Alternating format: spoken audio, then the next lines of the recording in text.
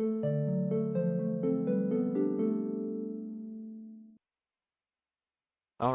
hey there everyone. Welcome to SureX Gaming and thanks for clicking on the video. Today we're going to be talking about the new leaders in One Piece for set 8. But before that, if you guys enjoy this content, please hit that like button and please subscribe.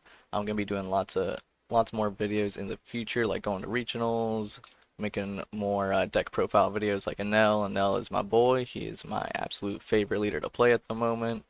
Pretty sure I'm going to be playing him in Niagara Falls, so stay tuned for that video, and I'm likely going to be doing a nail video on how to play him, how to beat him, and honestly just a video in general also for how to play against yellow and how to beat yellow. Hear a lot of people complain about yellow, so figure, you know what, let's give the people a tutorial on what to do and what not to do.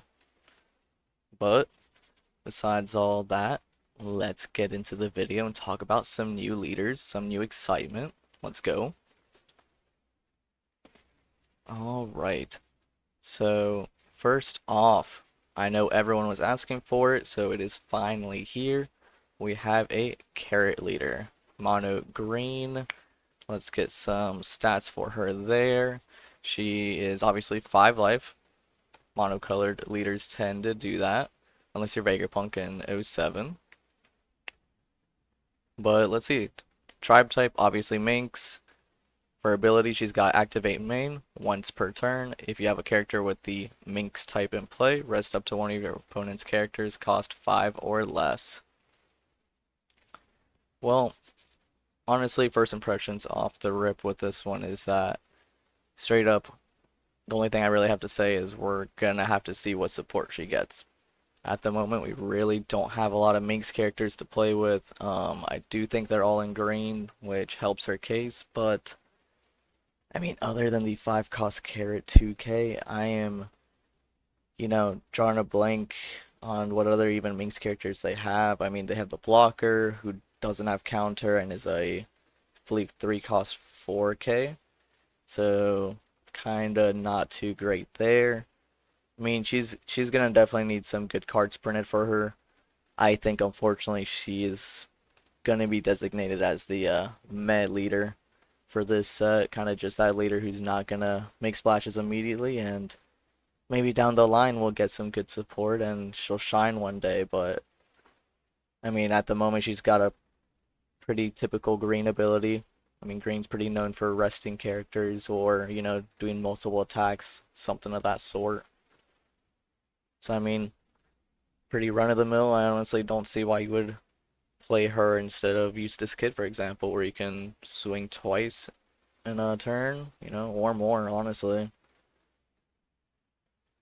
So yeah, really, kind of disappointed with her, but we move on. Next is our boy Calgaro, another one that I know everyone was absolutely expecting, especially in yellow.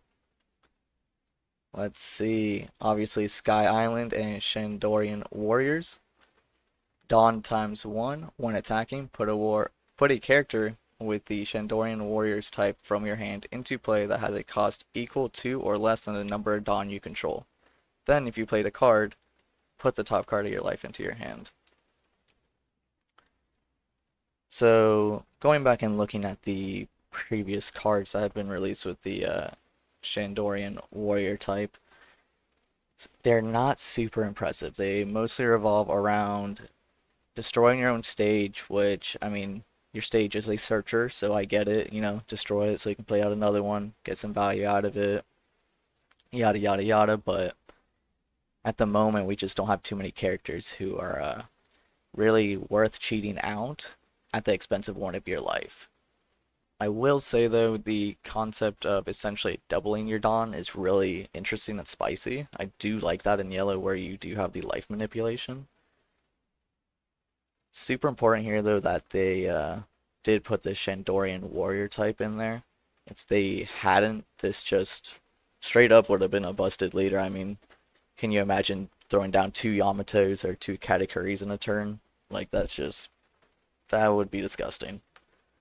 But on the flip side, it's really only going to take them printing like, I would say, two bested cards with this type, and maybe three to four okay to good ones that like are evenly distributed on, and then you've got a deck, honestly. You have some other yellow stuff like beige to throw in off of your life. Naturally, he's a 2K, so that fills in a nice little slot for you there.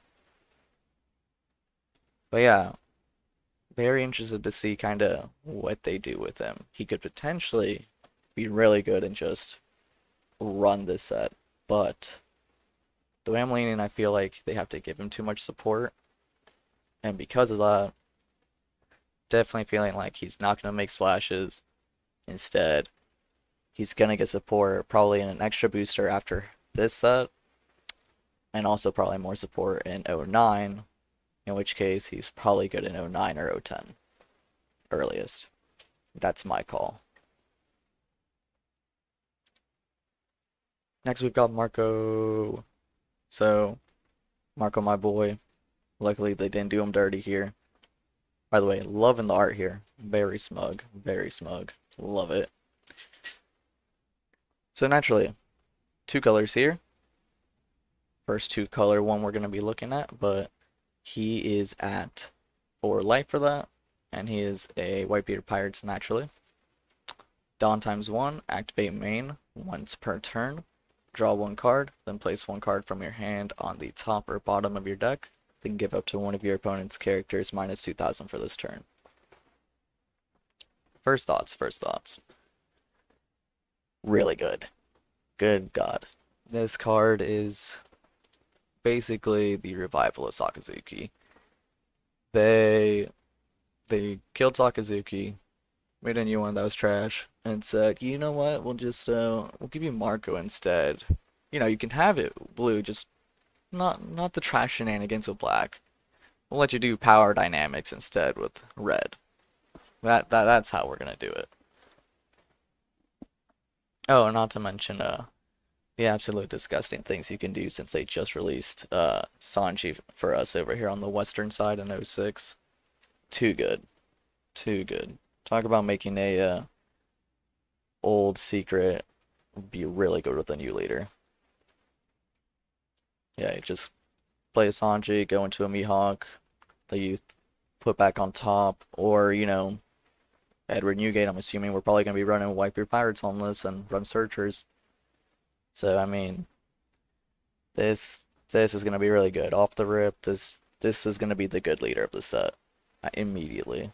Like, not a doubt. Alright, next up we've got Purple Black King. Dude is looking amazing with the sword right there in the art. Just absolutely fire. Let's take a look. Naturally, he is Animal Kingdom Pirates. For those of you who don't know, in set 8, we are going to be getting Animal Kingdom Pirates, but in the color black. So that is something to look forward to, especially if we get some decent cards in there. There should be some pretty good synergy here. I really love it when something like this can come together. So taking a look at his ability, activate main once per turn. Dawn -2, choose one. If your hand is 5 or less cards, draw one card, or give up to one of your opponent's characters -2 cost this turn. So this, I think, is actually pretty spicy. So talking to a few of the people in my area, some people didn't see a lot of the potential here, but I think he can be pretty good, especially in the late game. You really only have to survive the first few turns, which I don't feel is super difficult in purple and black. And at Dawn -2, if you get to 10 Dawn, essentially you're drawing 2 cards a turn as long as you're at 5 or less cards. And I mean, you can do his ability anytime. It can be before attacking, after attacking. You know, you could do everything in your turn to get down to less cards and then draw your extra card. You can do a lot with this dude. And not to mention, you know, that ability is just free at 10 Dawn. I mean, you're getting those Dawn back. It's really not a big deal unless you're using other Dawn minus abilities, which is also just not terrible. It's a pretty good deal, honestly. like get to fuel your hand, which purple absolutely loves. Black is gonna love that as well. Not to mention a built-in cost reduction is always amazing. I mean, purple lets you double up on Dawn, which is just so huge for being able to make your resources go further. I mean, this game is all about resource management, and if you can just out Dawn your opponent essentially and be able to use your Dawn more than they do, and be able to more efficiently have your Dawn do more than what they're doing, you are going to win that game. It's gonna put you so far ahead that no matter what they do, they're not gonna be able to catch up because it's a snowball effect. So I absolutely think this leader is gonna do some great things. It might take a little bit of time, and it might be like Sakazuki where, take some time to get the ball rolling and for someone to crack the code, but I think someone's gonna get this down and we're gonna see it start topping, and I think from there it's really gonna take off. And I'm curious to see how this is gonna do specifically against yellow.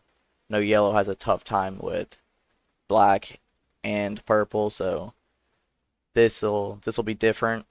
I know we have a previous purple black leader in Zephyr, but he just didn't really get the ball going for us, so hopefully with King here, he can make a difference. And here we go, some more purple of 2 with purple yellow pudding. This was my favorite anticipated leader when I was hearing about the leaks. I was absolutely ecstatic to hear about this one. I'm pretty positive this is what I will be maining in 08. Naturally, Big Mom Pirates, love to see it. When attacking, you may turn the top 2 life cards of your life face up, then add up to 1 Dawn card from your Dawn deck, rested. So, I told myself when I heard that Pudding was potentially going to be a leader and it was purple-yellow, that as long as it was not a trash ability, essentially making the leader a vanilla leader, that this was going to be good. That this would be busted. Ramp to 10, get Big Mom out earlier, just chain Big Moms, win the game. I mean, right now in the Western region in 06, if you can get Cat out, or get, sorry, 10 cost Big Mom out as Cat as quick as you can, I mean, the opponent doesn't have an answer and you're in a good spot, you just win. It's so good. Big Mom is absolutely oppressive. Not to say you can't play against it, but you definitely don't want to be playing a deck that is just going to play the long con with you and has Big Mom at its disposal. I mean, the on-play ability is one thing, but that 12k body is absolutely backbreaking. It's tough to get rid of, and you're just essentially going to spend so many resources trying to get rid of it that it's not going to matter. You're going to lose before you do. But anyways, getting back to Pudding here. Her ability is pretty interesting. At the moment, we, at least on the western side, don't have any cards that can manipulate life once they've been turned face up. That does change in our next set, EB01, the extra booster one, where we get Viola, who can flip cards, or flip life cards back down. So that in combination with Pudding will essentially let you put those back down so you can get another activation of Pudding to ramp again. I think that's a pretty interesting combo. We don't have a whole lot of other cards that do help you with that, so Pudding off the rip here I'm excited for her, but we definitely need to see more of this set and see what it has to offer her. They're already starting to release cards for it. We just got a yellow card for her that was for Big Mom Pirates in yellow that was not great at the moment. I don't remember what it was, but it is just not what we need in this color. So we're gonna just get 1 or 2 more good cards. That could really help us out. But looking at other cards coming up for us as well that help with this situation. Starter deck 13/6 cost Whitebeard lets you rearrange your life. So this could be a situation where, You ramp with her once, you're at 6 Dawn, you play your Whitebeard, you move your 2 life that aren't flipped up to the top, move the other 2 back down. Then when you attack with pudding, you're able to then flip those up and also ramp.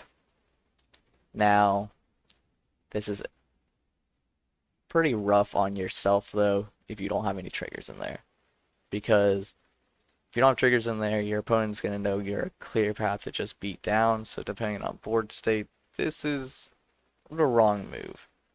But I'm excited to see what other cards we do get because depending on this works, it's either going to be a just straight up Big Mom build, which I'm pretty positive that's just how it's going to turn out to be. Big Mom's is just too good. Or this will be just an amalgamation of just good cards between purple and yellow. Really wouldn't be surprised at seeing either. Or, seeing 2 different versions emerge and, they both dominate the meta. Who knows? But I'm personally really excited for Pudding and excited to see what she does. A lot of these leaders, it's tough to really fully gauge how far they'll go without seeing more of the cards that will support them. But so far, it is definitely looking like Margot, King, and Pudding are the ones that are going to come out on top, solely because they have existing help in one of their colors in that archetype. So just the math is there. Next, don't know why this is so small. Sorry, I'm not gonna fix that. But we have Chopper. And so I don't have a slide that tells you guys what Chopper does, but I know what Chopper does. And so Chopper is a main once per turn. Characters with their tag Animal or Drum Kingdom give up to 1 rested Dawn up to 3 cards. So that was worded very weird. Sorry. But essentially, he is a Nami to Animal and Drum Kingdom characters on his board, but only up to 3. So it's a cool little gimmick where he can boost his allies. I like it because he is a doctor, so it, kind of is a little bit on theme where he is trying to help his allies and whatnot, especially like animals, and he is from the Drum Kingdom. But again, looking at existing support for him, there's really not many animal cards, and they're not good. You have maybe 1 good card, so I don't see it working unless he gets some absolutely insane support. I think he's going to be dead on arrival. It's sad to say, but I think he's another Carrot situation. Honestly, he is worse than Carrot, but he is not going to work out. So, sorry guys, if you wanted a really good Chopper leader to be meta, it's going to have to wait for a little while. I know it hurts, but hopefully, we're on our 15th Luffy leader, so we can get a second Chopper leader eventually, I'm sure. We'll get there, I promise. Just hold out hope. And with that, we have gotten to every leader this set. Let me know what you guys think. Let me know what videos you guys want to see. I will be putting out content that is not just One Piece related, but I will also be doing weekly streams on Monday strictly for One Piece, doing mini tournaments in my local community and such. So it's gonna be lots of fun. Come check us out. Come check me out. Come have some fun. Come hang out.